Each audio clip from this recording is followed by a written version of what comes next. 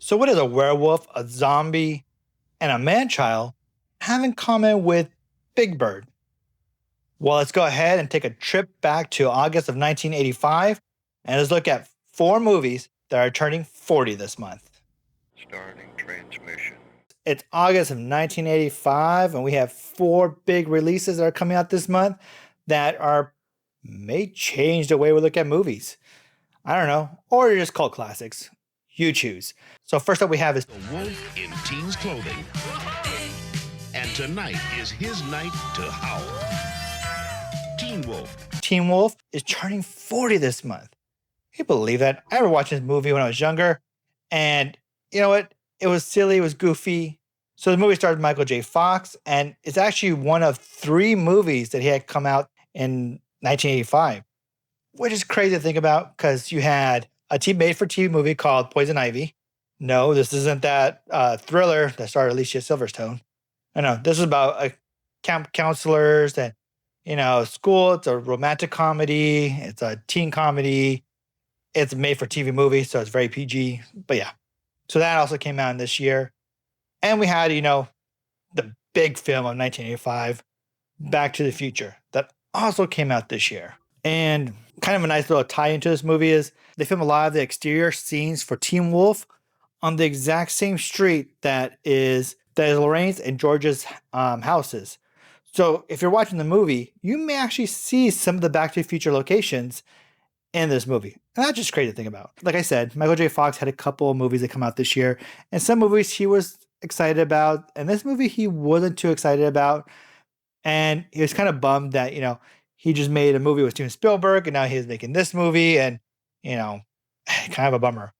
And the crazy thing about this movie, too, is this movie was originally supposed to come out in the spring of 85, but got delayed.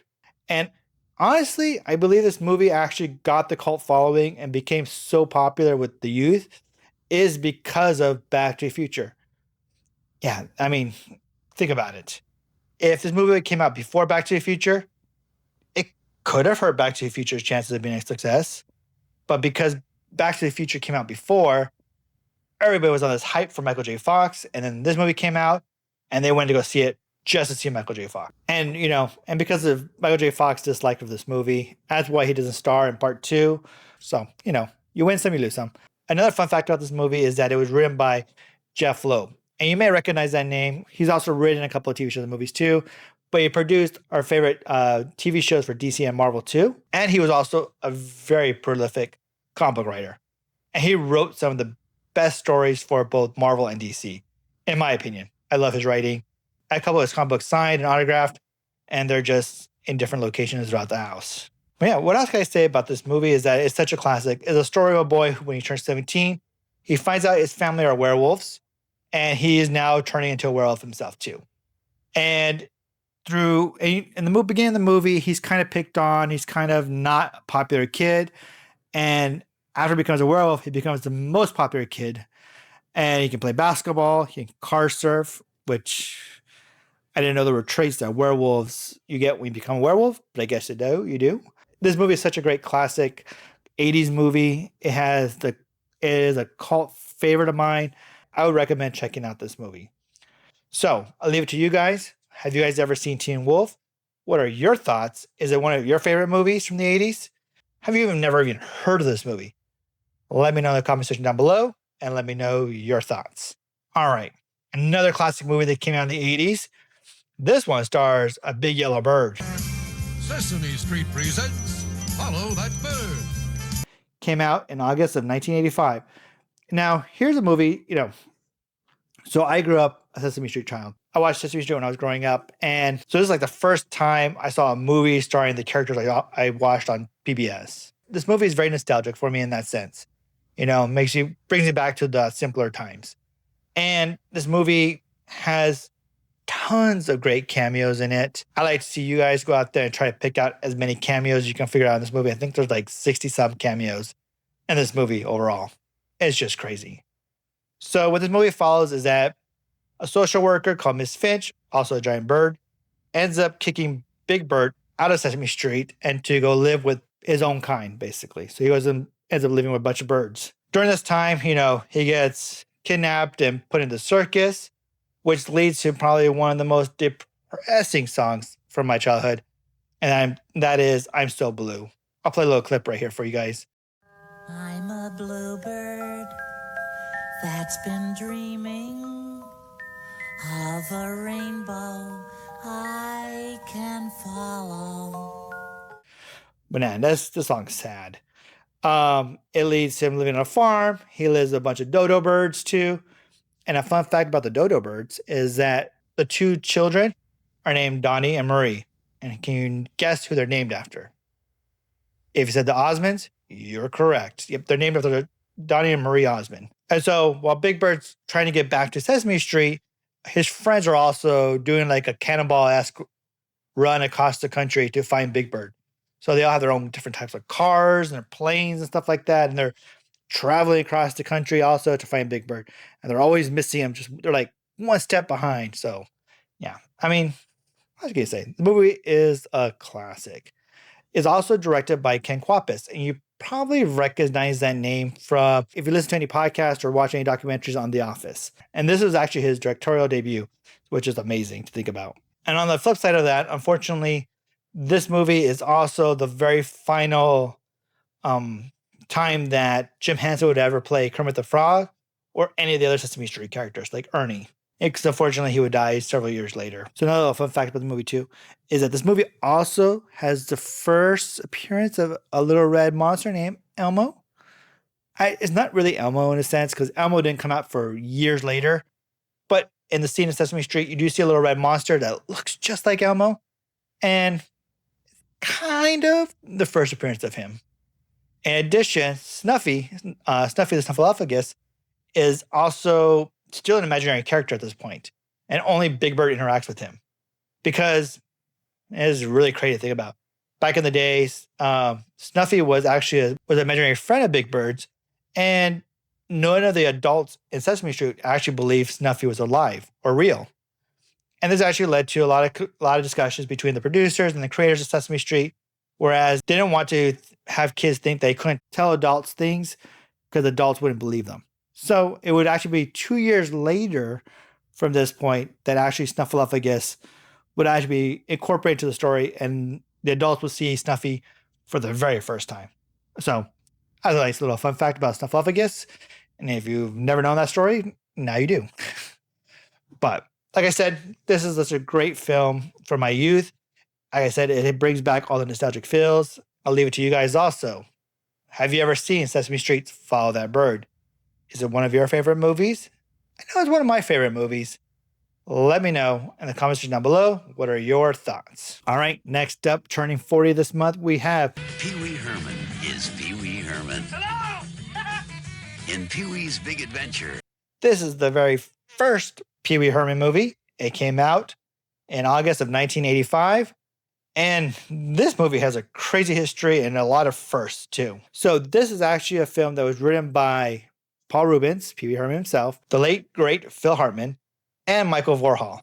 And Michael Vorhall would actually go on and work on a lot of the Pee Wee Herman Playhouse episodes too. So this is like the first film that Phil Hartman and Paul Reubens ever wrote together. They ended up using the Sid Field book on screenwriting, and that has led this film to actually be taught in a lot of schools on screenwriting because it has a perfect structure to it. You know, Act 1 ends at the first 30-minute mark, Act 2 ends at the next 30-minute, and then the film ends at the 90-minute mark. Every classic like screenwriting technique you've ever learned is actually in this film. So it's a great film that if you're just learning how to screenwrite, you want to check out this film and watch it and actually study it too. In addition, this movie is the first film that Tim Burton ever directed. He had directed a few shorts before this movie, but this was his big movie debut. And man, is it a great film to debut your actual career on. And there's so many different like Tim Burtonisms in this movie. Like, for example, the Large Marge story, the trucker, you actually get a pretty much good feel of that weird horror comedy that Tim Burton can bring. You know, even the scene with the clowns, you get that weird Tim Burton feel too, which also leads me to the composer for this movie. So Paul Reubens and Tim Burton were big fans of Oingo Boingo, a band in the 80s, that they hired the lead from that band, a man named Danny Elfman, to score this movie. And Danny Elfman hadn't even scored a movie before this movie. And he almost decided to like not actually take the gig and everything. And I'm so glad he did, because we ended up getting like a dynamic legacy with Tim Burton and Danny Elfman. And then Danny Elfman went on to compose many great movies in addition. So what can you say? This was kismet all around. So just give you a kind of rundown what this movie is about. Basically, Pee Wee Herman has this famous bike, his little red bike that he has, gets stolen, and he has to go. He learns from a psychic that basically it's in the basement of the Alamo. And he has to go cross country trying to find his bicycle. And we go on these really crazy adventures as he's meeting all these crazy characters that only Pee Wee Herman can meet. And what's fun about that is that when he gets to the Alamo, he's like, I'm going to the basement of the Alamo. And they're like, there's no basement in the Alamo. And everybody laughs at him and everything. And that is such a classic line. So by the end of the movie, Pee Wee Herman does get the bicycle back. But man, what a journey that he goes on. He goes through Hollywood. He has a movie made about his life too. It's such a great feel-good movie. And if you've never seen this movie, I recommend you do, because it's just a classic 80s movie. A little fun fact about this movie too is that the original bike from the movie actually just sold in auction, and you wouldn't believe who it sold to. Yep, the Alamo ended up buying the bicycle, and now the bicycle is there on display at the Alamo for everybody to enjoy. I don't know. I love that. It's just kind of so cool to see that, you know, piece of film history is now part of the Alamo in that sense. All right. And last but not least, turning 40 this month, we have The Return of the Living Dead. the cult classic zombie movie from the 80s. Came out in August of 85. Now, here's a movie that, you know, it's crazy. It is bonkers. It's very 80s like, with the punk rockers and the special effects and everything like that. Fun fact about Tarman: the puppeteer who works on Tarman also worked on Sesame Street as the puppeteer. So hey, that brings those two movies together in a weird way. But no, that's not what I want to talk about. So the movie actually comes from the mind of John A. Russo. So originally John A. Russo and George A. Romero were the ones who wrote Night of the Living Dead. And after they wrote Night of the Living Dead and had their success with that movie, George A. Romero went on to, you know, create the zombie universe that he did with the Dead series.